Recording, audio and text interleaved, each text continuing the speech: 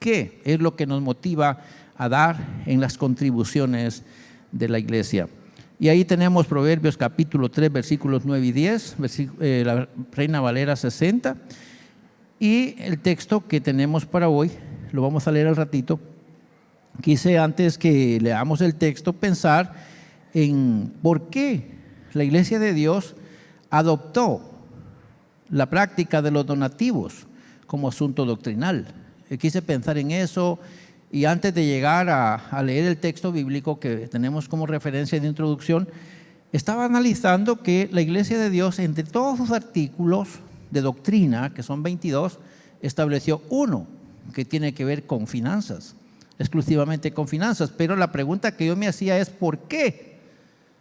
¿Por qué la Iglesia de Dios adoptó ese sistema de finanzas? ¿Por qué no otra cosa? Sino ¿por qué? Y lo adoptó como doctrina. Y eso me llevó a pensar en qué es lo que nos motiva y por qué la Iglesia de Dios hace esto, y me llevó a dar dos respuestas. Y la primera respuesta es que ¿qué nos motiva a nosotros? En primer lugar sería que debería haber en nosotros amor. En primer lugar, amor. Eso es lo que nos debería motivar a dar, amor por la obra. Pero cuando hablamos en el caso de la iglesia, el por qué la iglesia adoptó ese proyecto, entonces me llamó la atención que la iglesia tomó en cuenta las motivaciones de los personajes que se incluyen en las referencias bíblicas que amparan el artículo de doctrina. Entonces la iglesia lo que hizo fue observar el comportamiento de las personas, lo que les motivó a dar, y entonces decir, vale la pena que esto lo establezcamos como doctrina. Y apareció la doctrina. Y obviamente le llevó trabajo. Tenemos ahora la referencia bíblica en la que partimos y en la que se nos está instruyendo a nivel de territorio, y nos están enseñando a que nosotros debemos honrar a Jehová con nuestros bienes y con las primicias de todos nuestros frutos, con la esperanza de que serán llenos nuestros graneros con abundancia, y que nuestros lagares o nuestras tinajas, nuestros botes, nuestros, no sé cómo le llaman, galones, tambos, cuchumbo, no sé cómo le llaman, que todo lo que ocupamos para nuestros aceites, nuestros líquidos y todo esté repleto. Nuestros tanques, nuestras cisternas de agua, que todo esté repleto, porque de eso es lo que habla. El contexto, cuando habla de graneros y mosto, lagares, está hablando en términos orientales, pero cuando hablamos nosotros para acá diríamos, bueno, y nuestros toneles, nuestros botes, alguien dijo la palabra la semana pasada, un cuchumbo, algo así. Y entonces, si Dios tiene que llenar eso que dijeron, entonces que el Señor lo haga como resultado de lo que nosotros hacemos. Pero aquí pareciera que hay un interés, ¿no? Porque vamos a traerle al Señor como la esperanza que Él nos va a devolver. Pero pudiéramos decir que si le damos al Señor, también estamos pensando en que le damos porque ya recibimos. Damos porque ya tenemos. Entonces es un dar y recibir. Es un recibir y dar. Dar, recibir, recibir, dar. Y ahí se da entonces el trabajo. Hablando del propósito que nos encierra para este tema, tiene que ver con asuntos doctrinal. ¿Por qué dije? Porque estamos utilizando el artículo número 17 de nuestra doctrina de la iglesia. Entonces, por eso le ponemos que el propósito es doctrina, doctrinal, de enseñanza, orientación, educación. De eso se trata. Y en este caso estamos celebrando el Día de las Primicias. Entonces, como pastor, como maestro, como predicador o como parte de una estructura administrativa, entre lo que nos están pidiendo, quizá el equipo que trabaja esto, entre todos pretendemos hacer algunas observaciones acerca de lo que nos debería motivar a dar nuestros recursos en la iglesia donde asistimos. Algunas motivaciones que nos deberían a nosotros estimular para dar lo que tenemos o donde tenemos nuestra asistencia, para que, en este caso hemos utilizado el recurso literario del punto doctrinal número 17 de nuestra entidad, en este caso la Iglesia de Dios del Evangelio Completo, el cual está amparado en algunos textos bíblicos. Hay varios textos bíblicos que tomamos en cuenta para este estudio. En el punto doctrinal número 17, la denominación a la que pertenecemos nos enseña y nos motiva a dar diezmos y ofrendas. Entre las palabras diezmos y ofrendas van varias ofrendas más. Y se toma en cuenta las siguientes referencias bíblicas, que son Génesis capítulo 14, versículos 18 al 20, Génesis 28, versículos 20 al 22, Malaquías capítulo 3, versículo 10, Lucas capítulo 11, versículo 42, Primera Corintios, en este caso es Segunda Corintios capítulo 9, versículos 6 al 9, y también está hablándose de 16 de ese mismo capítulo, versículo 2, y Hebreos capítulo 7, versículos 1 al 21.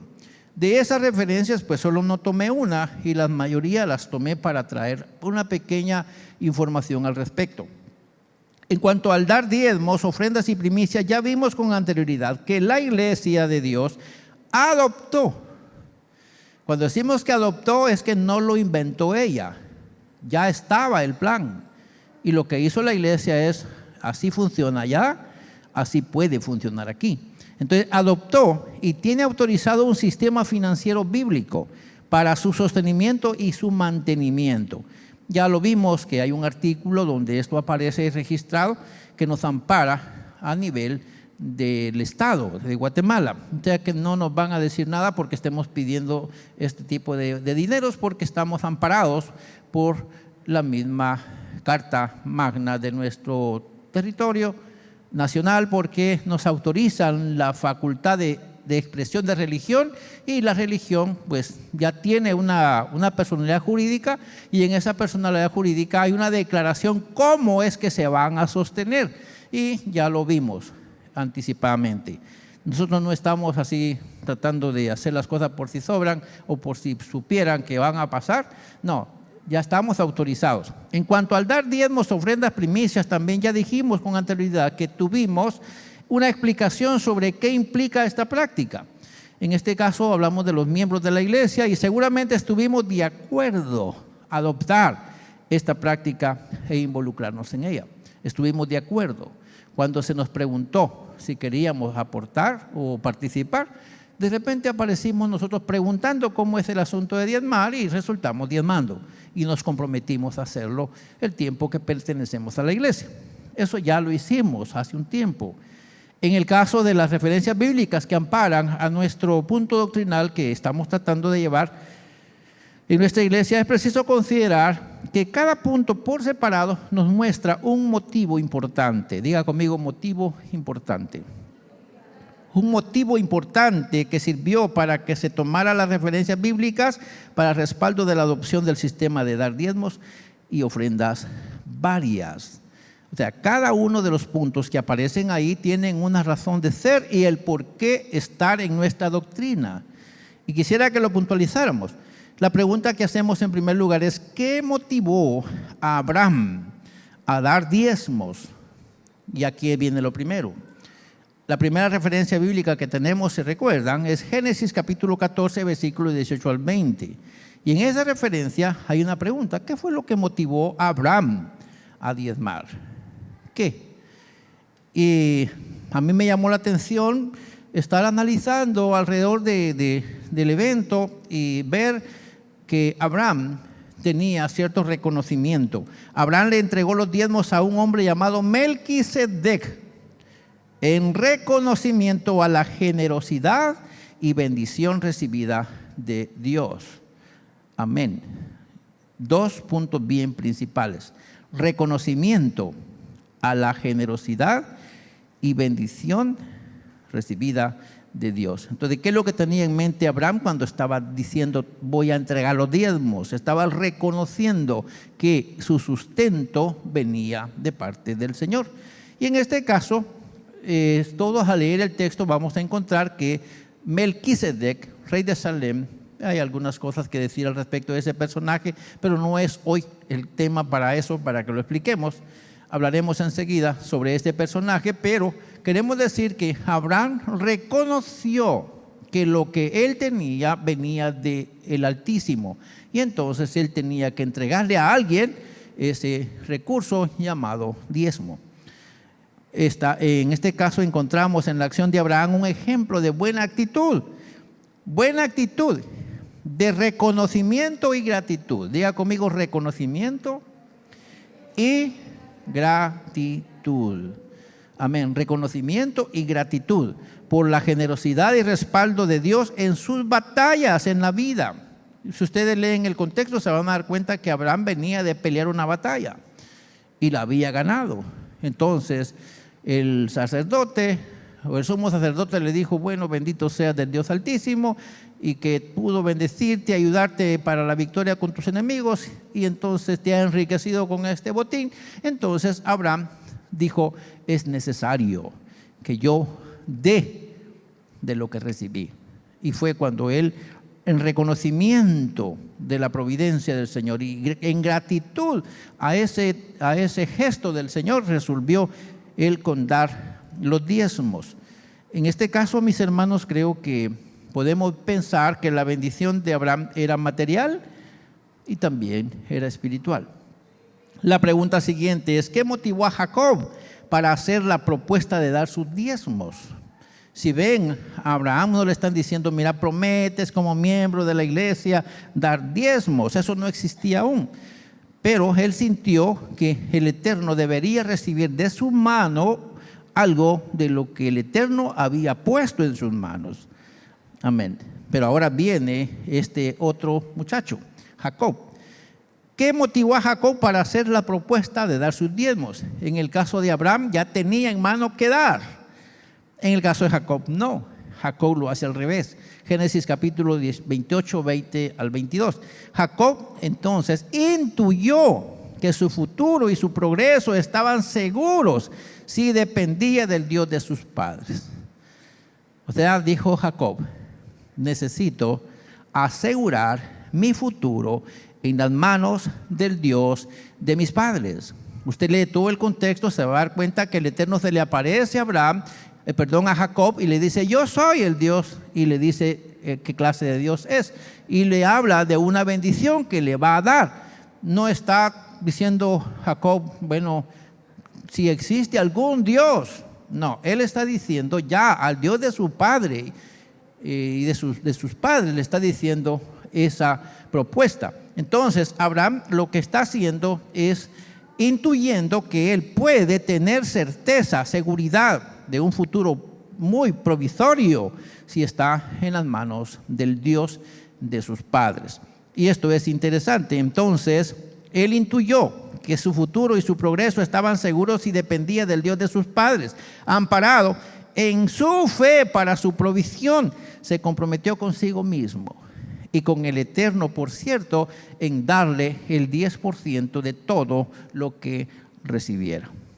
En este caso no fue dar de lo que ya tiene, sino prometer: si viene, no le falta vestido ni comida en ese va y viene, entonces dice: yo voy a adoptar al Dios de mis padres como mi Dios y le voy a dar el 10% de todo lo que Él me dé. Así que Él lo hizo como una promisión, dar al Señor lo que podía también recibir del Señor. Jacob estaba procurando hacer suya la promesa y adoptar a Jehová, el Dios de sus padres, como su Dios, y estaba formalizando una relación como la que su padre disfrutó, obviamente. Y hermanos amados, no es que estemos tratando de ganarle a Dios o de chantajearlo, no se trata de eso. Se trata de tener la certeza, la seguridad de que Él puede hacer esto y aquello siempre y cuando yo coincida con sus proyectos. De eso se trata. O sea que este señor llamado Jacob no estaba tratando de ganarle, retorcerle la mano a Dios, sino estaba diciéndole: yo puedo asegurar que tu mano me puede prosperar, y entonces yo voy a dar 10 de lo que me des. De cada 10 yo voy a dar 1, en este caso, de 100 voy a dar 10, el 10%. En este caso, él está tratando la manera de honrar al Señor si el Señor lo honra a él. Y esto ya es un desafío. Y quizá en esto se basan algunos para pensar en: comprométase, prometa. sin tenerlo. Yo digo, si la fe no le alcanza para prometer, no lo haga, porque le puede quedar mal su fe. Pero si tiene, porque usted habló con su Señor y el Señor lo prospera, entonces cúmplale. Porque yo decía anteriormente que cuando usted le promete al Señor y no le da al Señor lo que usted le promete, usted lo deshonra. Y no debemos permitirlo. Tenemos que cuidarnos en eso.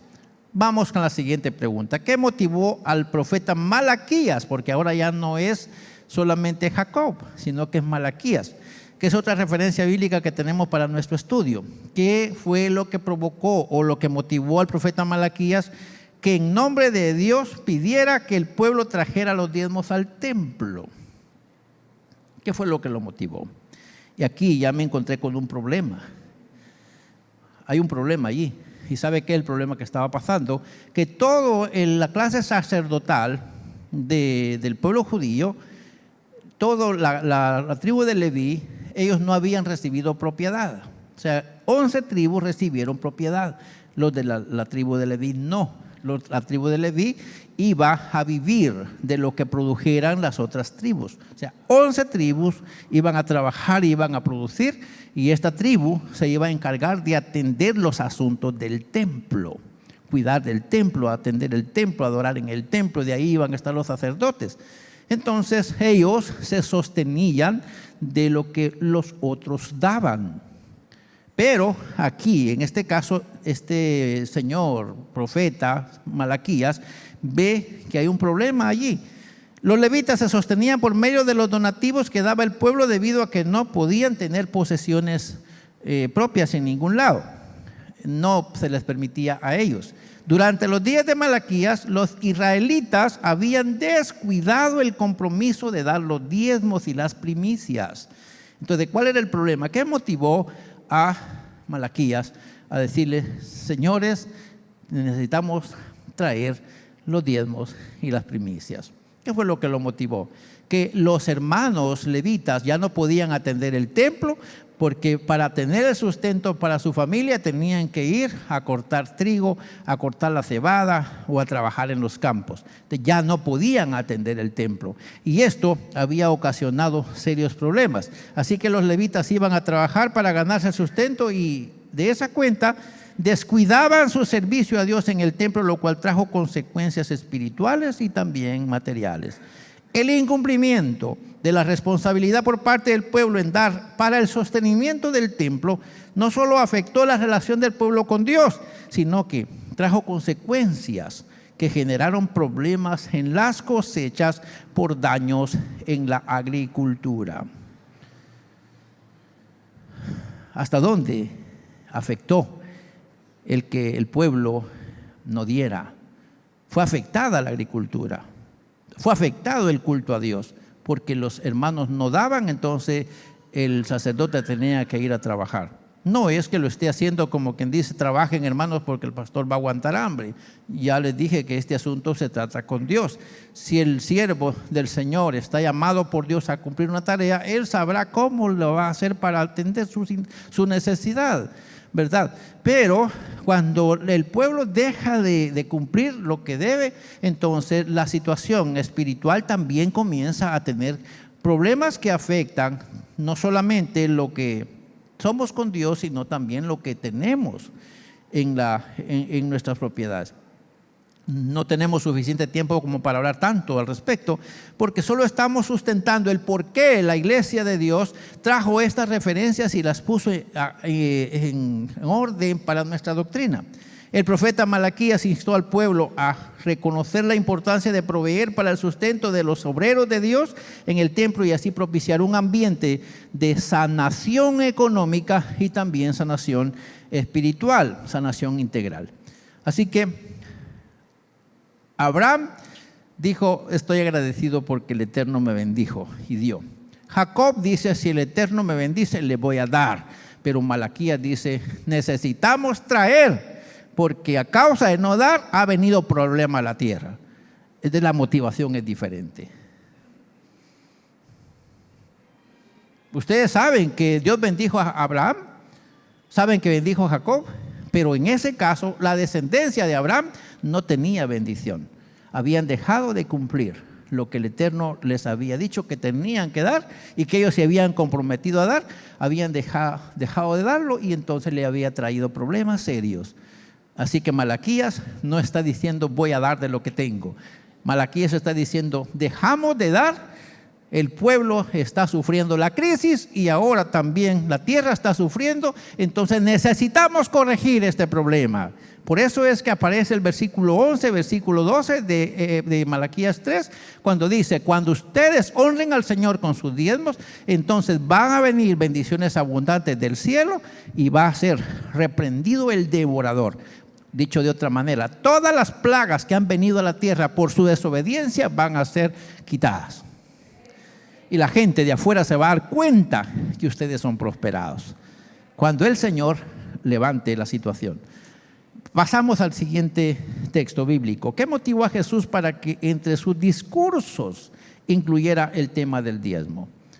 No solamente lo dijo Abraham, Jacob, no, tampoco solo Malaquías. Ahora Jesús interviene en el asunto del diezmo. ¿Y qué es lo que pasó allí?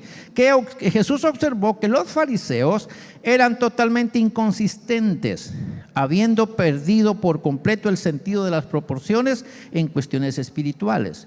O sea, los fariseos tenían cierta injusticia en la práctica de los diezmos. Escrupulosamente eran celosos de las cosas exteriores más triviales, tales como todo lo relacionado con el diezmo de pequeñas semillas y plantas. O sea que hacían cosas, pero como quien dice, miren, hay que diezmar. Y diezmaban entonces de las cebollas, de los nabos, de las pequeñas cosas, algunas cosas pequeñas, pero dejaban de hacer todo lo que la ley pedía. No quiero pensar que dejaban de diezmar lo que tenían que diezmar, porque el texto no dice eso. El texto tenemos que hacerle un análisis más profundo para ver qué otras cosas no hacían. Pero Jesús les está diciendo a ustedes, diezman esto y esto, pero dejan de hacer otras cosas. Posiblemente ellos tenían otro tipo de problemas serios. ¿Se recuerdan que usted dice, el que siembra generosamente, ¿cómo va a cosechar? Generosamente. Y el que siembra escasamente, así mismo va a cosechar. Entonces, lo que recibo es relativo con lo que doy. Tenemos que considerarlo allí. La pregunta ahora es ¿por qué sale a colación el tema de los diezmos en la carta a los Hebreos y qué deberíamos considerar nosotros al respecto? ¿Por qué la carta a los Hebreos habla acerca de los diezmos? No tendría que hablar de diezmos en la carta a los Hebreos, pero habla allí. Para este punto tendríamos que partir desde la idea de que asumimos una actitud material dentro de un contexto espiritual. Y desde este aspecto nosotros nos presentamos delante de Dios para dar, o nos prestamos a sí mismo para dar. No estamos tratando de hacer una cosa solamente por cumplir, sino que entendemos el asunto espiritual en este tema. Es preciso decir que vale la pena considerar, y quiero que diga conmigo esto, considerar al Señor como el dueño de lo que recibimos. Otra vez, considerar al Señor como el dueño de lo que recibimos y que cuando damos nuestros recursos le estamos reconociendo a Él mismo y que a través de los mortales Él nos está recibiendo lo que nosotros damos. Amén. O sea, el pastor es el que me recibe a mí, el pastor es el que ora por mí, pero atrás del pastor hay alguien que está viendo lo que usted está haciendo. Por eso el pastor habla con el quién. ¿Con quién habla el pastor? Le dice, Dios santo, mira el corazón de mi hermana, mira la disposición del hermano, mira lo que está pasando aquí. Resuelve tú de acuerdo a las necesidades del hermano. Entonces el pastor inmediatamente conecta con el Señor. Cuando recogemos la ofrenda, ¿qué hacemos después? Oramos por la ofrenda. ¿A quién le presentamos nuestra ofrenda? Se la presentamos al que no necesita dinero. Les repito esto. ¿A quién le presentamos la ofrenda? Al que no necesita dinero. ¿Para qué necesita dinero nuestro Dios? ¿Dónde compra las yucas Él para comer? ¿Saben qué dice Él? Si yo tuviera hambre, no te lo pediría a ti, porque mío es el cielo, mía es la tierra y su plenitud. No tengo necesidad de pedirte nada. Así que me pide por qué. Y aquí viene el detalle más importante.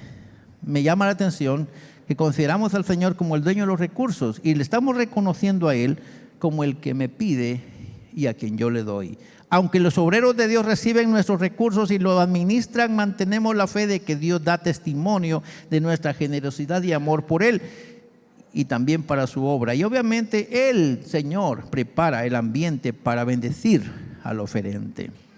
Tenemos bien claro, mis hermanos, que ciertamente Dios no necesita nuestro dinero físico. No lo necesita.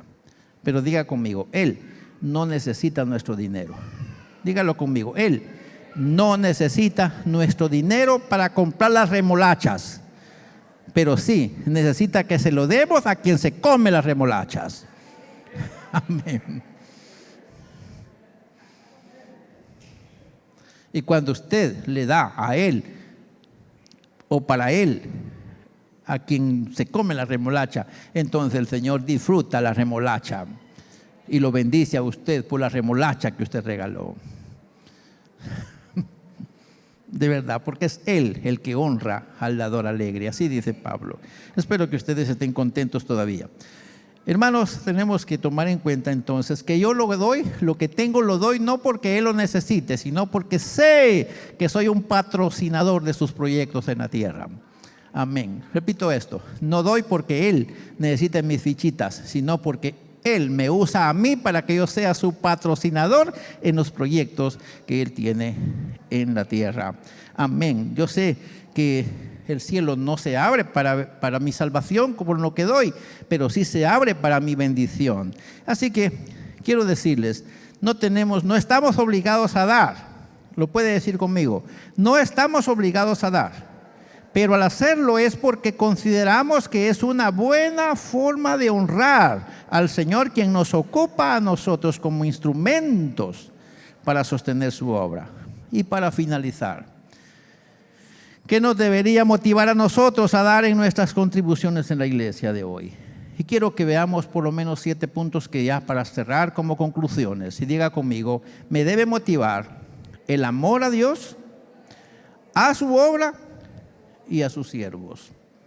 ¿Qué me debe motivar? El amor a Dios, el amor a su obra y el amor a sus siervos. Porque ellos son los que administran los bienes del Señor. Pero también me debe motivar la gratitud y el reconocimiento de que todo lo recibido viene de parte de Dios. Número 3, nos debe motivar también la fe en la providencia divina. Si doy, si siembro, voy a cosechar. También me debe motivar la generosidad y la cooperación para el sostenimiento de la obra de Dios en la tierra. Me debe motivar también la integridad, sabiendo que Dios conoce bien lo que soy y lo que doy. Me debe motivar también la convicción que lo que doy en efectivo y físicamente Dios lo valora y me recompensa material y espiritualmente. Y aquí, antes de pasar, quiero aplicar esto de la siguiente manera. Un hermano está enfermo en una iglesia que estuvimos trabajando. Él había ido al médico varias veces y dijo, ya no más. Una tos que no se le quitaba para nada. Y dijo él, voy a probar a Dios. De esa manera, llegó a la iglesia, me dijo, pastor, necesito que ore por mí. Estoy enfermo, ya me cansé de ir al doctor. Las medicinas no me caen bien. Quiero dar hoy lo que cuesta en la clínica la consulta. Yo se lo quiero dar de ofrenda para la iglesia, creyendo que el Señor me puede sanar. Oré por él. Recibí los 125 quetzales que costaba la consulta. Hermanos, nunca más fue a consultar su problema. Esa misma noche el Señor lo sanó. Pues ya va a ver. Después llega la esposa y me dice, pastor, mi esposo me dice que usted oró por él por una situación, aquí vengo yo. Y me dice, y aquí está lo que vale la atención en la clínica, ore por mí. Oré por la hermana y Dios puso su mano y ya nunca más fue por ese problema al doctor. Y usted dirá, ¿Dios cobra entonces? No, no es que cobre. ¿Sabe qué es lo que Él hace? Es que su fe Él la premia. Lo que usted tiene que hacer en la iglesia es con fe. Si no tiene fe, no lo haga, porque todo lo que no procede de fe es pecado. Vamos terminando. La certeza de que ciertamente el dinero sirve para lo terrenal, pero me será contado también en lo espiritual. Y esto que les voy a decir por último me tomó con mucha sorpresa. Lean conmigo lo que digo aquí. Lo que doy en la iglesia no es para salvación, pero sí es para bendición. Otra vez, lo que doy en la iglesia no es para salvación, pero sí es para bendición. No me ayuda para entrar al cielo, pero sí me abre las puertas de la bendición del cielo y ayuda para que se pueda conquistar a otros para que vayan al cielo. Amén. ¿Creen ustedes eso? Mire, el dar no me lleva al cielo. A mí no me lleva al cielo. No puedo decir que soy salvo por lo que doy, pero puede ser que lo que doy salve a alguno que necesita una palabra. Y entonces lo que doy se puede constituir en una bendición superior a lo que usted se imagina. Espero que cada uno de nosotros hayamos sido motivados y decir, ¿por qué la iglesia de Dios entonces sostiene con estos puntos su doctrina? Y ahí lo tenemos bastante claro. Que el Señor nos bendiga, que el Señor nos ayude y que esta palabra haya encontrado un lugar en su corazón y que no se deje lavar el cerebro. No, permita al Señor que le lave su corazón, porque cuando su corazón esté limpio, usted dará para la obra del Señor sin ningún escrúpulo. Y el Señor lo va a bendecir a usted a manos llenas. Declaro bendición mayor para usted que es generoso. Levante su mano, por favor, todo aquel que quiere esta bendición. Declaro palabra de Dios de bendición sobre usted que es generoso, que sus manos estén siempre con lo necesario, que le alcance y que le sobre, porque usted honra al Señor, el Señor lo honrará también a usted. Lo declaro en el nombre de Jesús. Amén. Amén. Padre, te doy gracias por esta reflexión que nos has permitido hacer. Sé que todos mis hermanos han creído tu palabra, no por lo que estoy diciendo hoy, sino por lo que ellos ya saben de tu palabra. Solo estamos recordando lo que tu palabra nos ha enseñado. Y justo en esta vez estamos tomando esta palabra para tratar de juntos llegar a una conclusión saludable. Permítenos que seamos personas que hayamos puesto nuestros pensamientos en tus manos, nuestros sentimientos en tus manos, y que no nos dejemos lavar el cerebro simplemente por algunas palabras que alguien nos dice, sino que tengamos limpio el corazón y que con la generosidad de nuestro corazón amemos tu obra y demos para tu obra, y que nosotros podamos sentirnos honrados por lo que estás haciendo entre nosotros gracias a nuestra generosidad. Gracias porque eres tú quien produces tanto en nosotros así como el hacer, también el querer. Queremos y hacemos gracias a tu intervención. Así que todo es para la honra y para la gloria de tu nombre. Amén y amén.